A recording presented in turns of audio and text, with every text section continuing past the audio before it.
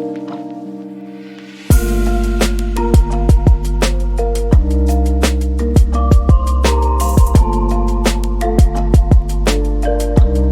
tema que eu resolvi falar hoje é a respeito do Evangelho segundo o Espiritismo, capítulo 5, Bem-aventurados os aflitos. Esse capítulo, se eu tivesse que recomendar para uma pessoa fala assim, qual capítulo que eu tenho que ler no Evangelho? Eu falei o capítulo 5. Primeiro, pelo tamanho dele, que é um dos maiores capítulos que tem no Evangelho.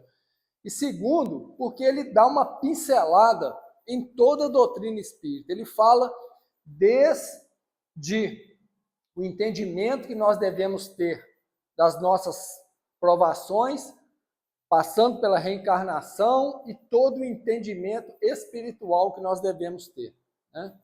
Ali, quando ele trata dos aflitos, nós perguntamos, quem são os aflitos? Somos todos nós. Todos nós que estamos no mundo de provas e expiações, somos os aflitos. Porque em algum momento de nossa existência, nós passamos por turbulências, por fases difíceis, e cabe a cada um de nós, durante esse período, ter a resiliência necessária para que possamos vencer todas as dificuldades. Às vezes nós oramos a Deus pedindo que Ele resolva o problema para nós, mas não é bem assim que Deus trabalha, não. A oração certa é pedir força para que a gente possa vencer as nossas dificuldades. Porque não tenham dúvida, tudo que é colocado na nossa vida tem um propósito maior que às vezes nós mesmos não conseguimos enxergar. Mas tudo serve de aprendizado, de lição, de aprendizado no sentido amplo do espírito. Então, o sofrimento que às vezes nós estamos sentindo, é muito complicado nós entendermos isso como uma bênção. Mas esse capítulo nos mostra isso, que na verdade a dificuldade é realmente uma bênção. É uma oportunidade de nós vencermos as nossas fraquezas. Então tudo aquilo que nos acontece tem um objetivo bom. E existem duas razões para as coisas acontecerem na nossa vida. As duas razões são, ou ela é dessa vida ou fora dessa vida, ou seja, as coisas que estão acontecendo conosco têm origem nessa existência ou numa existência passada. Qual a importância de saber isso? Nenhuma, né? Tem pessoas que falam assim, se eu soubesse que esse problema que eu estou enfrentando é de uma outra vida, e o porquê ficaria mais fácil. Lê do engano.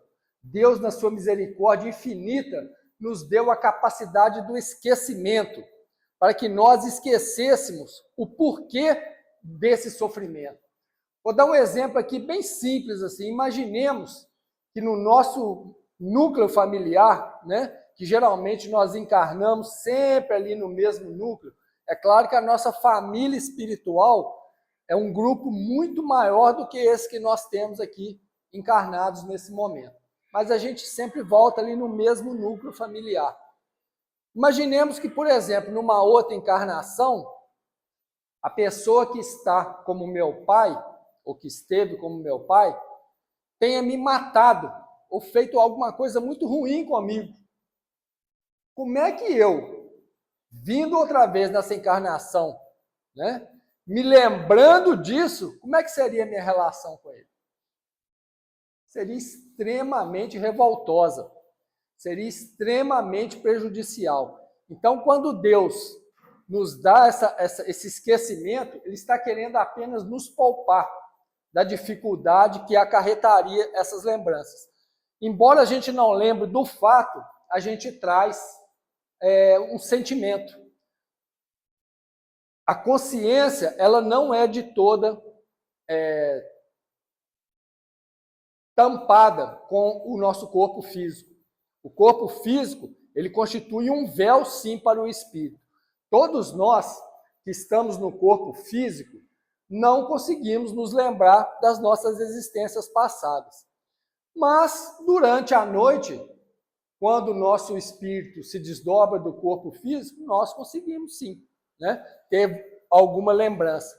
E esse é um detalhe importante pelo seguinte, as pessoas mais velhas, elas tinham um conselho para a gente que era o seguinte: não tome decisão de cabeça quente. Vá dormir em cima do problema, né? Para você no outro dia resolver. Por que a gente ia dormir? Porque durante o sono do corpo, o espírito se desprende, vai ter uma capacidade de entendimento melhor e mais, vai se encontrar com espíritos que querem nos ajudar e que vão nos dar conselhos. Por isso, é uma coisa que eu faço e eu recomendo, sempre que aparece algum problema que está nos incomodando, nos agastando, antes de dormir, faça uma prece nesse sentido, pedindo, né, ao mentor espiritual, aos guardiães espirituais que nos velam, que durante aquela noite a gente possa ir ter com eles para que eles nos deem mensagens de conforto e de fortalecimento. É mágico, tá? É mágico isso, funciona e a gente acorda, se não com a resposta, pelo menos mais acomodado no sentido de aceitar melhor, resignado, né? E com mais vontade de vencer as dificuldades. O capítulo 5, então, Bem-aventurados os aflitos, está tratando de todos nós. Em algum momento de nossa existência, nós estamos tendo problema. Eu diria que até em muitos momentos da nossa existência. Porque está nesse capítulo também uma frase de Eclesiastes que diz o seguinte: a felicidade não é deste mundo. Essa frase muita gente acha que é de Jesus e não é. Isso está no Velho Testamento, em Eclesiastes, que é um dos últimos livros de Salomão. Foi um grande sábio do Velho Testamento. Essa frase, o mundo que nós vivemos, um mundo de provas e expiações, o que caracteriza o mundo de provas e expiações? O mal se sobrepõe ao bem. Essa é a grande característica do mundo de provas e expiações. O mal ainda se sobrepõe ao bem. Nós estamos começando a querer botar a cabecinha para fora no mundo de regeneração. Mas tem gente achando que isso tem data marcada. A data vai depender de nós. Se cada um de nós fizermos a nossa melhoria, a nossa reforma íntima, a nossa evolução espiritual, nós estaremos contribuindo para isso. Porque o que é necessário para que essa transição se dê? Que as pessoas que habitam esse planeta se tornem condizentes com o mundo de regeneração, que é um mundo onde o bem vai estar, se não sobreposto, pelo menos equiparado. Então, aquelas pessoas que ainda se comprazem no mal, que permanecem aqui no nosso planeta, essas pessoas, segundo o Chico falou, que em 1950 as portas umbralinas seriam abertas para que aqueles espíritos inferiores tivessem a última oportunidade de encarnação e nessa última oportunidade ver se eles ficariam aqui ou se eles seriam levados para uma outra orbe, como aconteceu no nosso planeta há milhares de anos atrás, quando espíritos vindo da constelação do Cocheiro, de Capela, lá também eles passavam por essa transição e aqueles espíritos que ainda estavam lá dificultando a evolução do planeta precisavam ser retirados. Eles foram retirados de lá e trazidos para onde? Para o nosso planeta Terra. Aqui, eles, embora tivessem uma evolução moral pequena, condizente com a nossa, intelectualmente eles eram mais avançados do que nós. Por isso a gente vê essas situações de países, por exemplo, o Egito. A cultura egípcia, durante um certo período, foi maravilhosa. Por quê? Porque encarnaram lá esses espíritos que vieram trazer, né, um benefício intelectual, embora moralmente eles fossem tão atrasados quanto nós. Mas nesse planeta de provas e expiações que nós vivemos, o sofrimento ainda faz muita parte da nossa existência. Se é um planeta de provas e expiações, aqui vale só fazer um pequeno parênteses a respeito do que seja prova e expiação. Expiação diz respeito às nossas dívidas espirituais. Algo que nós fizemos de errado e que nós precisamos reparar na lei de Deus, né? Isso são as nossas expiações. Quando eu cometi algum erro no passado e eu venho ou sofrer essa dor novamente daquilo que eu causei ao outro, ou fazer um ato de amor. Porque a gente acha que pagamento é só pela dor. A gente acha que pagamento é pela dor porque é mais fácil, por incrível que pareça. Porque o pagamento pelo amor dá muito trabalho. Você pagar com amor dá trabalho, você tem que cuidar. A dor não, você sofre ali, acabou, né? Então, nós, tão atrasados que nós somos, a gente prefere pagar com a dor, né? Mas Jesus disse, né? O amor cobra a multidão de pecados. Ninguém precisa sofrer para pagar as coisas que deve. Mas, pelo nosso atraso, a gente, infelizmente, ainda opta pela dor. Então, quando nós estamos pagando uma dívida, né? A gente está expiando. Mas nem todo sofrimento na nossa vida é expiação, é pagamento, não. Às vezes, nós, por pedido nosso, nós pedimos uma prova para adiantar a nossa evolução espiritual. Então, nós viemos com uma determinada provação, tal qual o aluno estuda em casa, e depois, para ver se ele aprendeu mesmo, o que ele vai fazer na escola? Uma prova. Então, o campo físico é o campo de prova nosso. Nós estamos aqui encarnados temporariamente fazendo a nossa prova. Como nós vamos reagir, só o tempo dirá, né?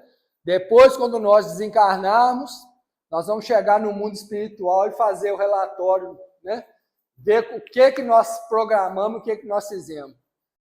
Esse pagamento, né? Esse pagamento, ele tem duas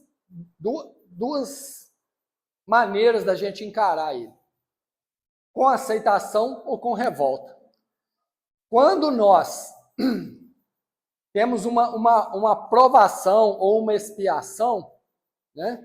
Geralmente as dificuldades, elas vêm nos testar. Tem muitas pessoas que às vezes falam assim, eu já falei isso aqui uma vez, vou repetir, porque é verdade mesmo. Tem muitas pessoas que pedem a Deus determinadas coisas, né? O exemplo que eu gosto de dar, porque é o meu, é da paciência. Às vezes tem gente que reza a Deus e diz, pelo amor de Deus, me dá paciência. Achando que Deus vai trazer para ele um embrulhinho prontinho, e fala, ó, bebe isso aqui 2 vezes por dia que você vai ter paciência. Não é assim que funciona. O que ele vai te dar? Depois dessa prece, começa a aparecer uma quantidade de problema na sua vida. Mas, meu Deus do céu, as coisas estão piorando. Não estão, não. Você não pediu paciência? Qual a forma de trabalhar a paciência? É o problema. Então, a gente tem que ter o problema para aprender a lidar com ele. Eu, no meu caso, eu falo sempre isso, né? Eu pedi lá em cima, né? Eu tenho que trabalhar a paciência.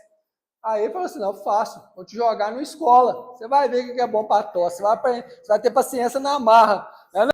Então, as provações, às vezes, a gente vê determinadas coisas dar tão certo para umas pessoas, às vezes dentro da mesma família, tantas coisas dão tão certo para uma pessoa e tão errado para outra.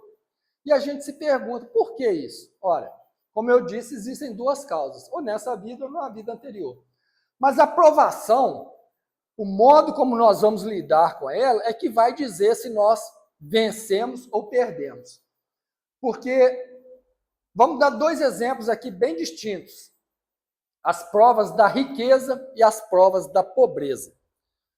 Essas 2 provas, que são antagônicas, né? Uma bem diferente da outra, se eu perguntar aqui para vocês qual delas vocês gostariam de escolher, todo mundo queria escolher a prova da riqueza. Isso é óbvio. Isso é óbvio. Por quê? Porque nós estamos pensando materialmente. Nós estamos pensando na nossa existência material. Espiritualmente falando, e nós somos seres espirituais, não se esqueçam disso. Eu não tenho uma alma, eu sou uma alma. É diferente. Eu estou com um corpo, porque eu não tenho esse corpo. Meu corpo é o corpo espiritual. A minha vida é a vida do espírito. Eu estou temporariamente em Jordão. Por alguns anos, que perto da eternidade não é nada. Não é nada. Eu estou temporariamente. Então, nós temos sempre a avaliação material das coisas. Mas a provação da riqueza os espíritos nos dizem, é sempre muito mais difícil do que a da pobreza. Jesus falava, é mais fácil um camelo passar num buraco de uma agulha do que um rico entrar no reino dos céus. Ele não estava falando que todo rico era condenado, não. É porque ele sabia da dificuldade da prova da riqueza. Porque a pessoa que está se submetendo à prova da riqueza, ela tem tanta coisa que ela pode fazer, que pode desvirtuar o caminho dela, que torna-se quase que impossível. São tantas facilidades, são tantos chamamentos para o mundo material, que é muito fácil ela cair na preguiça, né?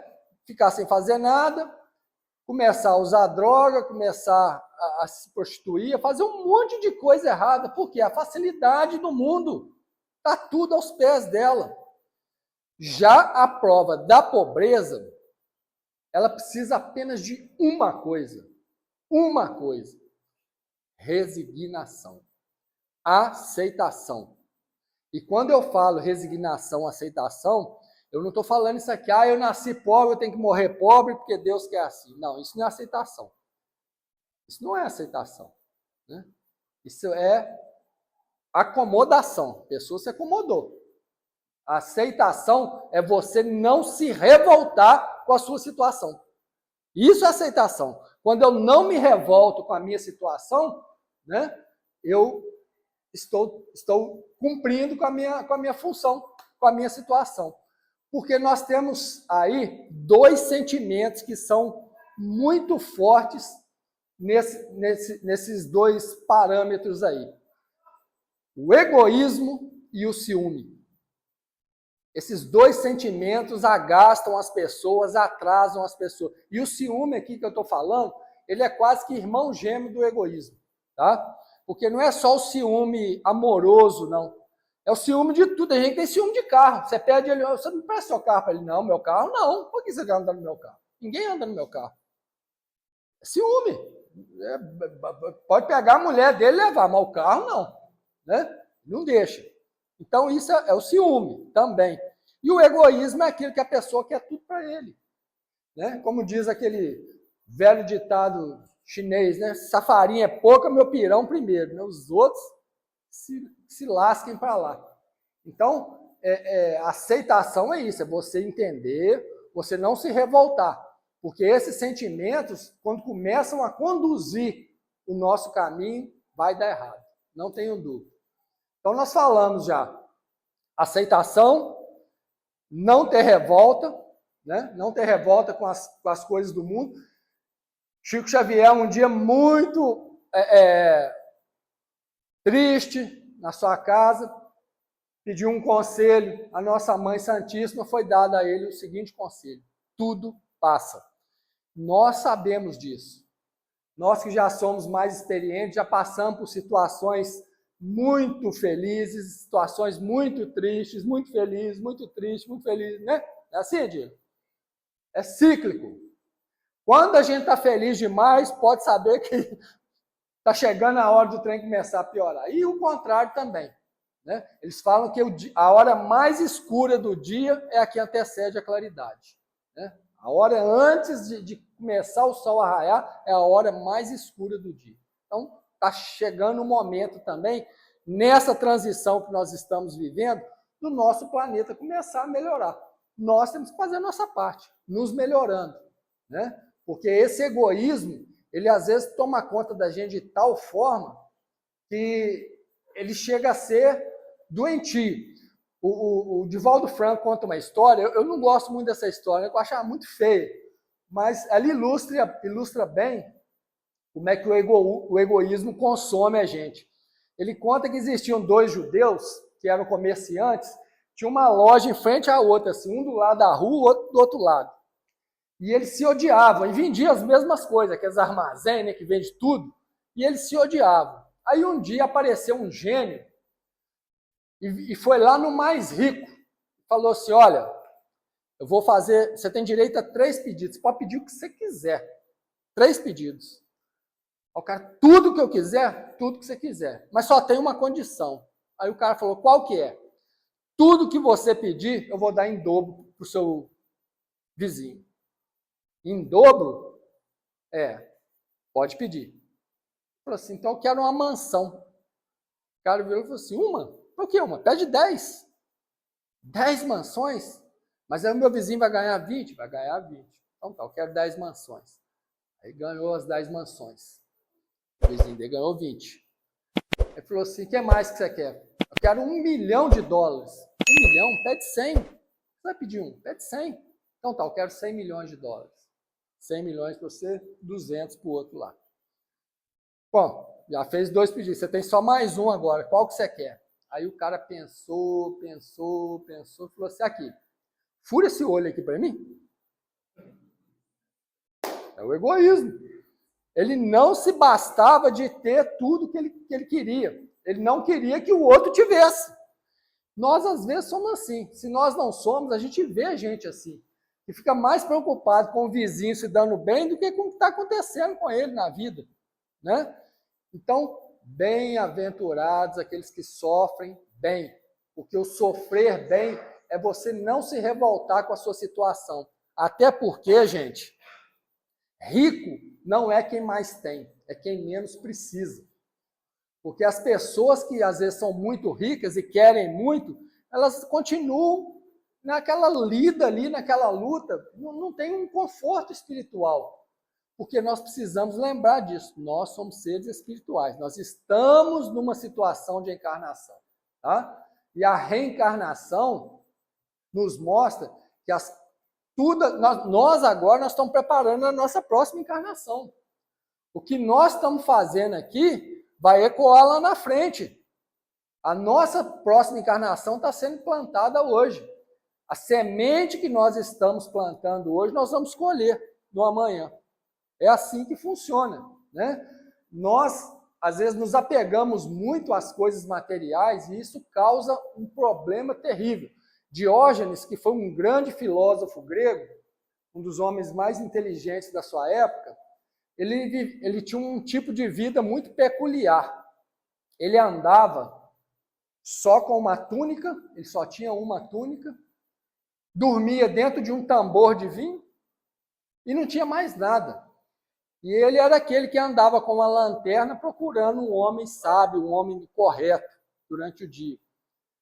E ele tinha esse tipo de vida muito espartana, vamos dizer assim. Ele não tinha luxo nenhum. A única coisa que ele tinha era uma caneca para poder beber água, né, para matar a sua sede. Um dia, ele andando, ele viu uma criança bebendo água no côncavo da mão. E o que ele concluiu com isso? Que ele tinha coisa demais, que ele não precisava da caneca, ele podia beber água no côncavo da mão. Então, nós não precisamos também chegar a esse ponto. Mas essa história é ilustrativa para nos mostrar que, às vezes, nós estamos botando o foco no lugar errado. E aqui não tem nada de mal, gente. A gente ter uma condição de vida boa, ter dinheiro, isso não é pecado. Jesus, em hora nenhuma, falou que não era necessário isso. Muito pelo contrário. Né? Ele sabia das necessidades. O que não pode é botar isso como um objetivo da vida da gente. Aquela pessoa que o objetivo da vida dela é ser rica, depois que ela morrer, a riqueza fica. O caixão não tem gaveta, não vai levar nada. E aí o que acontece? Fica lá no mundo espiritual, preso ainda às coisas da matéria. Então que nós aprendamos isso. É muito bom. Todos nós temos que ter conforto, ter uma condição de vida boa, isso é importante. Mas não é o objetivo da nossa vida. Né? O objetivo da nossa existência é a evolução do espírito. Que nós tenhamos essa meta em mente. Né? A evolução do nosso espírito, ela se dá pelos nossos atos. Por isso que eu falei que o que nós estamos fazendo aqui agora vai repercutir na nossa próxima vida. O que nós estamos plantando aqui, nós vamos colher lá. Da mesma forma que nós colhemos agora o que plantamos lá atrás. Tem 3 livros da Ivone do Amaral Pereira que ela conta 3 encarnações dela num grupo. E os 3 livros são o seguinte, mostram 3 encarnações dela no mesmo grupo familiar. E é impressionante, gente, como nós evoluímos pouco de uma vida para outra. Os espíritos, eles de uma encarnação para outra, as 3, eles são exatamente iguais. É muito pouca coisa que muda neles. É muito pouca coisa. Então, a nossa evolução também é lenta. Nós vamos igual aqueles como é que chama? Salmão subindo correnteza, né? A gente pula assim, 1 metro, escorrega 90 centímetros. Pula 1 metro, escorrega 90 centímetros. A gente está sempre andando para frente, escorregando para trás e volta. Mas tem que voltar. Não desiste, não. E, ao mesmo tempo, falei aqui que os espíritos atrasados vão ser retirados. Afinal de contas, a gente fica ou a gente vai? O céu que Jesus fala, né, que os humildes, os aflitos vão receber, é a condição de novamente voltar a esse planeta. Porque ele falava também que os mansos herdarão a terra. O que significa os mansos herdarão a terra?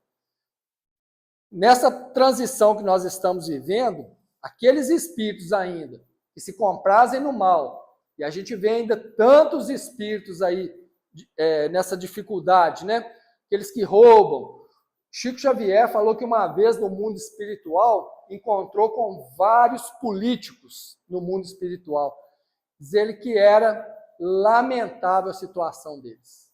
Por quê? Muitos deles fizeram compromissos de chegar aqui e agir de uma forma, e chega aqui, pela influência da matéria, se perdem. Né? Tem um livro que mostra a vida do Getúlio Vargas, como que ele foi recebido no mundo espiritual, né? Depois do suicídio dele, porque ele era um espírito que veio com a designação de ajudar o país. E começou até a ajudar, mas depois se perdeu. Tentou se perpetuar como ditador do Brasil, né? E perdeu o fio da meada. Então, isso acontece por influência da matéria. O nosso espírito, quando está embotado pela matéria, ele perde a capacidade que o nosso espírito tem. Nós planejamos a nossa encarnação, mas nós não conseguimos isso por causa da influência da matéria. Vou dar um exemplo bem prático aqui de como o nosso corpo entrava a nossa percepção. Por exemplo, se começar a acontecer alguma coisa ali na rua da frente, como que nós conseguiremos perceber o que está acontecendo lá? Pela porta e por essas janelas. É o que vai nos dar contato com o que está acontecendo lá fora. O nosso corpo faz isso com o nosso espírito. Como que o nosso espírito tem contato com as coisas que estão aqui fora? Pelos nossos olhos, ouvidos, né? Pelos nossos sentidos. Mas quando nós estamos sem o corpo, o espírito, ele não tem olho mais. Ele não enxerga pelo olho, ele enxerga pelo espírito. Então é muito comum você ver espíritos falarem assim: eu estou sentindo a presença daquela pessoa. Ele não está vendo, ele está sentindo com todo o corpo. Ele está ouvindo a música com todo o corpo, porque o espírito está liberto. É como se a gente saísse de dentro da casa e fosse lá para a rua. Lá eu vou ver tudo que está acontecendo amplamente, e não flashes como aqui. O cara passa correndo ali, depois passa aqui, então eu vou ver flashes. Por quê? Nós estamos embotados pelos sentidos que o corpo físico nos traz. Essa capacidade que nós temos, então, de perceber as coisas em torno de nós, na questão 132 do Livro dos Espíritos, alguém poderia pensar assim o seguinte: bom, se nós somos seres espirituais, você está falando, para que nós estamos fazendo aqui, então, encarnado? Né? Kardec fez essa pergunta no Livro dos Espíritos também. Ele pergunta aos espíritos superiores o porquê da encarnação. Por que nós encarnamos? Prestem atenção que a pergunta é por que da encarnação e não da reencarnação. Ele quer saber por que nós temos que entrar na carne. Nós não poderíamos ter essa evolução lá no mundo espiritual, não? Poderíamos. E nós a temos. Só que quando nós viemos prestar essa prova aqui, a evolução é mais rápida. Isso aqui dá um avanço muito mais rápido que se a gente ficasse toda a vida lá, né, no plano espiritual. Aqui a coisa corre mais. Por quê? Nós estamos sendo testados. Lá a gente aprende. Chega aqui, vamos ver se você aprendeu mesmo. Na hora de fazer, aqui. Por isso que nós temos que entrar na carne. E Kardec, os espíritos falam com Kardec o seguinte: Deus vos impõe. Deus vos impõe a encarnação para que vocês possam evoluir. Então, é uma necessidade que Deus nos coloca para que a gente evolua. O principal objetivo de nós estarmos aqui, gente, é a evolução. E esse capítulo que trata do sofrimento, ele apenas quer nos esclarecer o seguinte. Primeiro, não tem nenhum coitadinho aqui dentro. Ninguém aqui está sofrendo porque é bonzinho e não merece o que está acontecendo, não. Todos nós passamos por aquilo que precisamos passar.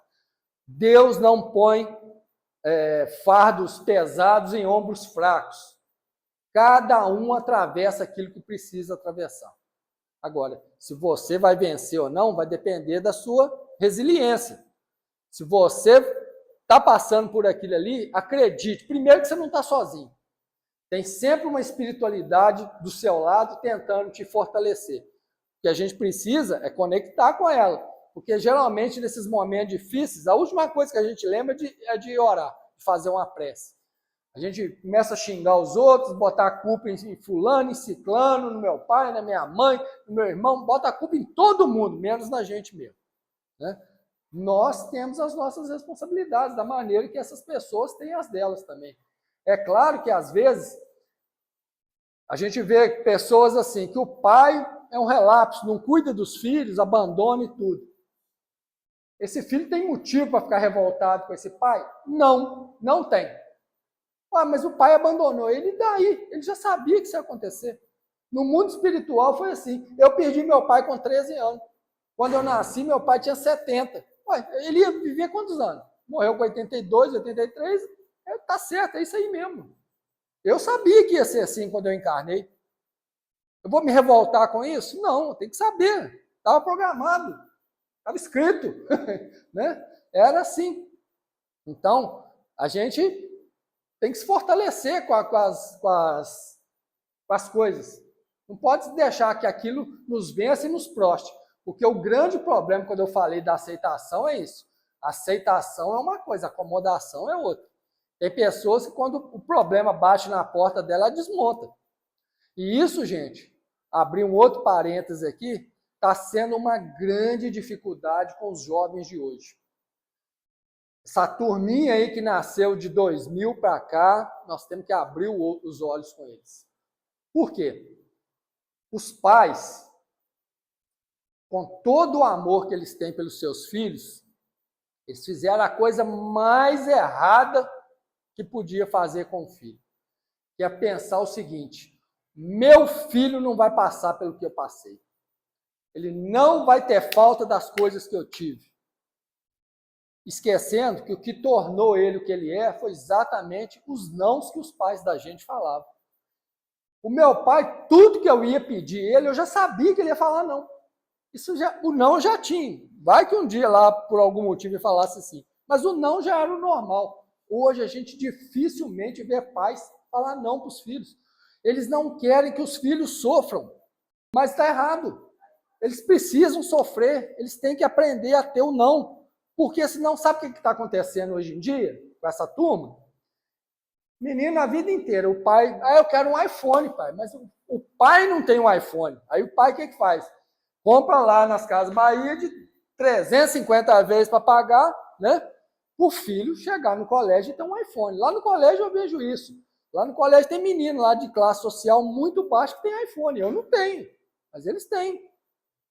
Vai ver a que ponto que o pai e a mãe se sacrificou para dar aquilo ali para o filho, né?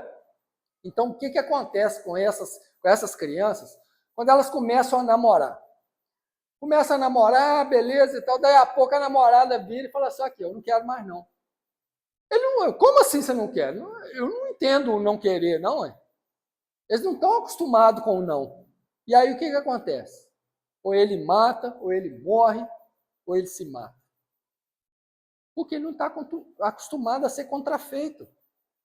Então isso é uma coisa que está acontecendo muito hoje em dia, jovens se cortando, né? Quantidade de jovem que tem que a gente vê na escola aí se cortando para chamar a atenção, porque é uma dor psicológica que eles querem que ela apareça na parte física, porque eles não foram acostumados a ser contraditos. Eles não sabem lidar com isso, eles não sabem, né? Então, o sofrimento para eles é muito maior. E quando chega na idade adulta, né, não tem mais aquela resiliência do professor que dá uma chance, dá duas, dá três. Ele cometeu um erro no serviço, ele está na rua. O patrão não quer saber, não quer tomar prejuízo, não. Vem e faz o seu trabalho direito, senão você vai embora. Na escola e em casa, os pais dão uma, duas, três chances. Na vida não é assim que funciona. E aí eles começam a se perder. Então a gente precisa abrir os olhos para isso. Tem um caso muito engraçado do Rossando Klinge, que ele conta nas palestras dele. Ele fala que ele estava na praia com um amigo dele, e esse amigo dele virou e falou assim: Rossando, vamos lá no aeroporto comigo, que meus 3 filhos estão chegando da Disney. Vamos lá que eu quero ver a cara de felicidade deles. Aí o Rossando falou assim: pô, sair daqui, da praia, enfrentar congestionamento, para ir no aeroporto para buscar os filhos, mas depois que ele falou que tem que ver a cara de felicidade dos filhos, eu tenho que ir porque ele vai precisar de um apoio psicológico. Aí entrou no carro e foi. Aí dizer que chegou lá, esses 3 meninos chegando com aquela cara de enfastiado, assim, né? Arrastando aqueles malão. Aí o pai deles: ô, meus filhos, como é que foi a viagem? Tudo bem? Aproveitaram? Normal, pai, normal. E aí, tudo bem? Deu tudo certinho lá? O que vocês trouxeram para mim? Aí que um olhou para a cara do outro assim: uai, era para trazer alguma coisa para o senhor? Mas hoje é meu aniversário. Aí diz o Rossang que deu vontade de enfiar, né, no chão, né? E aí ficou aquele silêncio constrangedor. Eles entraram para o carro e o Rossando conta o seguinte, que eles estavam numa praia, eu não sei se é Cambuinhas que falava, e tinha uma outra que era Pato Branco. Essa praia de Cambuinhas era a praia da moçada, né? Onde tinha as festas e tal, a molecada gostava. E a de Pato Branco era a praia mais tranquila, onde as famílias e tal. Aí que um dos meninos virava e falou assim: pai, o senhor alugou uma casa onde? Em Cambuinhas ou em Pato Branco? O pai tinha alugado em Cambuinhas, que é a praia da moçada, mas resolveu falar que era na outra. O senhor foi lá em Pato Branco. Aqui o menino virou e falou assim: o senhor é um sacana mesmo, né? Gente chegando de viagem, cansado. Aí o Rossano falou assim: estava trabalhando em Minas de Sal na África, né? Não estava na Disney, não. E o senhor leva a gente para essa praia de velhos? Aí que o pai olhou para o Rossano e falou assim: e aí, Rossano, o que eu falo com eles? Aí o Rossano falou com ele assim: se fosse no seu tempo de criança, você falasse 1/10 disso que eles falaram com você, o que seu pai tinha feito com você? O professor não tinha nem um dente na boca mais. Falou: pois é, a diferença é essa. Você está tratando seu filho como amigo. E eles não são seus amigos, eles são seus filhos.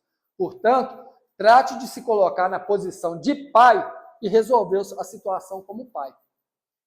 Aí que o cara chegou, falou assim, deu um soco no painel do carro, falou: pois agora não tem nem Cambuinhas, nem Pato Branco. Nós vamos voltar para Paraíba e acabou. E as malas estão confiscadas. Ah, que isso? Vai cala a boca! O dinheiro é meu, as malas são minhas. Aí diz o Rossano que por dentro estava assim: uhul, isso, né? Porque ele teve essa retomada. Então, essa situação está ficando grave, porque as crianças não estão conseguindo entender essas situações, que a vida, né? Aqui nós não somos felizes. A felicidade, existem momentos felizes, mas a felicidade não é deste mundo, como disse em Eclesiastes. Nós temos momentos de felicidade. Infelizmente, eles não são tantos assim quanto às vezes os de tristeza. Para alguns talvez até sejam, né? Mas a grande maioria das vezes nós estamos pelejando. Os adultos sabem como é que é uma vida para manter, né, uma família e tudo mais. É difícil.